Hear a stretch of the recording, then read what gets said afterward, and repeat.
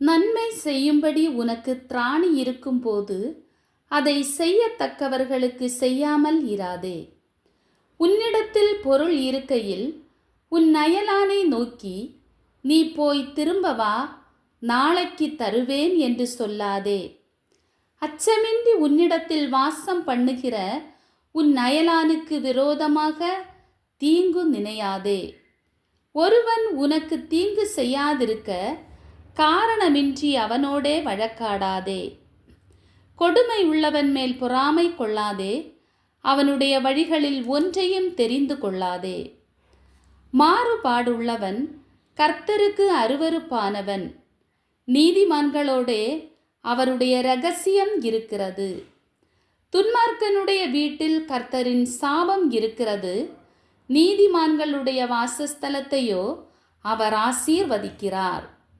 இகழ்வோரை அவர் இகழுகிறார், தாழ்மை உள்ளவர்களுக்கோ கிருபை அளிக்கிறார்.